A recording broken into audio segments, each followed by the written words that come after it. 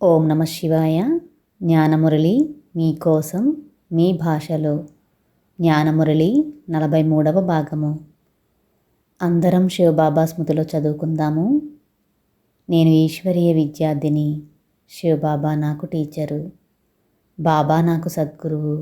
నేను మాస్టర్ సద్గురువును. కామము అంటే శరీరాల కలయిక మాత్రమే కాదు. మీకు వచ్చే అనేక కోరికలు కామం కిందకే వస్తాయి. కామం అంటే కోరిక అని అర్థం. 23వ తారీఖు 12వ నెల 1985వ సంవత్సరం రివైజ్ కోర్స్ మురళీలో కామాజీత్ గురించి బాబా ఈ విధంగా వివరించారు. మీరు బ్రహ్మచర్యం ఒక్కటి పాటించేసి మేము విశ్వాన్ని జయిస్తామని అనుకుంటున్నారు. కామాజీత్ అంటే బ్రహ్మచర్యం ఒక్కటి పాటిస్తే సరిపోదు. మీలో ఉత్పన్నమయ్యే అనేక కోరికలను జయించాలి. కోరికలు చాలా రకాలుగా ఉంటాయి. వస్తువులపై కోరిక పుడుతుంది. ఒక వస్తువు ఉంటేనే మేము ఆనందంగా ఉంటాము, ఫలానా వస్తువు లేకపోతే నేను బ్రతకలేను అనే స్థాయిలోకి అతిలోకి వెళ్ళిపోయారు. వస్తువులు మీ జీవితానికి ఎంతవరకు అవసరమో అంతవరకే కొనుగోలు చేసి వాడుకోవాలి. అంతేకాని ఆ వస్తువు లేకపోతే నేను బ్రతకలేను అనే విధంగా ఉండకూడదు. అలా ఉంటే వస్తువులపై కోరికను జయించలేదు మరియు ఇంకా దేహాభిమానంలోనే ఉన్నారని అర్థం. మరొక కోరిక వ్యక్తులపై కోరిక. దీని అర్థం ఏమిటంటే బాబా ఏం చెప్పారు? వ్యర్థం వినొద్దు, వ్యర్థం మాట్లాడొద్దు అని చెప్పారు. ఉదాహరణకు ఒక వ్యక్తి మీకు ఫోన్ చేసి వ్యర్థం చెబుతున్నాడు అనుకోండి. అతను చెప్పేదాన్ని మీరు వింటూ ఉంటారు. ఎందుకోసమంటే తను మాట్లాడేది వినకపోతే రేపటి రోజున నేను ఫోన్ చేసినప్పుడు అతడు వినడేమో, మా సంబంధం తెగిపోతుందేమో అనే భయంతో వ్యర్థం వినడం జరుగుతుంది. బాబా శ్రీమతం ప్రకారం వ్యర్థం వినొద్దు అని చెప్పారు. అయినా కానీ వింటున్నారు అంటే వ్యక్తులపై ఉన్న హద్దు యొక్క కోరిక, సంబంధం నిలుపుకోవడంపై ఉన్న కోరిక మీరు జయించలేదని అర్థం. బాబా చెప్పిన శ్రీమతాన్ని పక్కన పెట్టి వ్యక్తులకు ప్రాధాన్యత ఇచ్చారు. అర్థమవుతుందా అంటున్నారు బాబా. కోరికలు అనంతం. ఒకటి తీరిపోగానే మరొకటి పుట్టుకొస్తుంది. కోరికలను జయించకపోతే మీ యొక్క బుద్ధి లైన్ క్లియర్గా ఉంచుకోలేరు. కాబట్టి బాబా ఇచ్చే గైడెన్స్ గుర్తించలేకపోతారు. కోరికలను తప్పకుండా జయించవలసిందే, లేకపోతే మీరు విశ్వాన్ని జయించలేరు. కామాజీత్ అవ్వడం అంటే కేవలం బ్రహ్మచర్యం ఒక్కటి పాటిస్తే విశ్వాన్ని మేము జయించవచ్చు అని భ్రమపడుతున్నారు. వస్తువులు, వ్యక్తులు, సంబంధాలు, గౌరవం యొక్క కోరిక, పేరు యొక్క కోరిక అన్నీ జయించవలసిందే. అప్పుడే విశ్వ కళ్యాణకారులవుతారు. 2 శరీరాల కలయిక తప్పు అని భావిస్తున్నారు. మీ తాత ముత్తాతలు 2 శరీరాల కలయిక తప్పు అని బ్రహ్మచర్యం పాటిస్తే ఈ సృష్టిలో మీరు ఇప్పుడు ఉండేవారా? లేకపోతే ఎవరి వంశంలోనైనా పిల్లలు పైనుంచి పడే పద్ధతి ఉందా?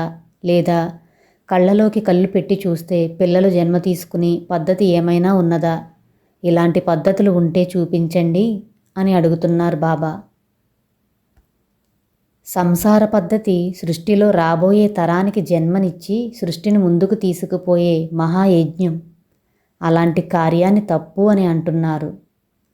బ్రహ్మబాబాకు కూడా ఆఖరి జన్మ వరకు భార్య, పిల్లలు, చక్కటి కుటుంబం ఉంది కదా. బ్రహ్మబాబా నెంబర్ 1 ఆత్మ అయ్యారు కదా. బ్రహ్మబాబా తల్లిదండ్రులు కూడా మీరు తప్పు అనుకునే పద్ధతి ద్వారానే జన్మనిచ్చారు కదా. అతని శరీరం అపవిత్రమైతే శివపరమాత్ముడు అతని శరీరంలో అవతరిస్తారా? సమాధాన స్వరూప భవ. బాబా పెట్టిన పద్ధతిని మీరు తప్పు అంటున్నారు అంటే ఖచ్చితంగా బాబాను వ్యతిరేకిస్తున్నట్లే లెక్క. ఆ గృహస్థ ధర్మం తప్పు అని, పెళ్ళిళ్ళు చేసుకోవద్దు అని చెప్పడం ఎంత పాపమో కదా. ఈ పద్ధతి తప్పు కాదు. దీన్ని విచ్చలవిడిగా వాడడం తప్పు. 2 శరీరాల కలయిక అన్నది సంతానం కొరకు మాత్రమే పెట్టిన పద్ధతి. సంతానం కలిగిన తర్వాత దాన్ని కొనసాగించవలసిన అవసరం లేదు. మీరు దాన్ని విచ్చలవిడిగా వాడేసి అతిలోకి వెళ్ళిపోయారు. ఇప్పుడు ఆ పద్ధతి తప్పు అంటున్నారు. ప్రతి మనిషికి తోడు అవసరం. అందుకే బాబా కుటుంబాన్ని పెట్టారు.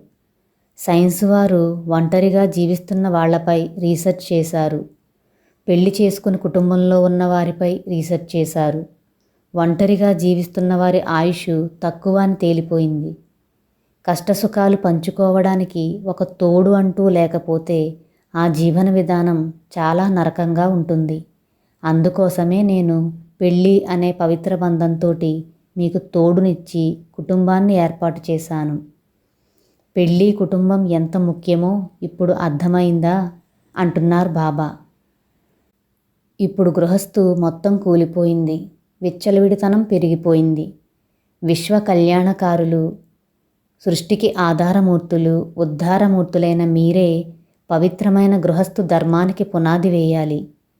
ఆదిలో సృష్టికి రాబోయే తరాన్ని ఇచ్చే మహాయజ్ఞం యొక్క కార్యం కోసం మీరే నిమిత్తమైనారు. ఈ బాధ్యత మీకే అప్పగిస్తున్నాను. మీ యొక్క ఆలోచనలు పవిత్రంగా ఉండాలి. మీ దృష్టి పవిత్రంగా ఉండాలి. మీరు చేసే కర్మలో ధర్మం పాటిస్తే అదే పవిత్రత. అర్థమైందా అంటున్నారు బాబా. శివబాబా ఇస్తున్న వరదానం, ఇచ్ఛామాత్రం అవిద్యాభవ. ఓం నమః శివాయ.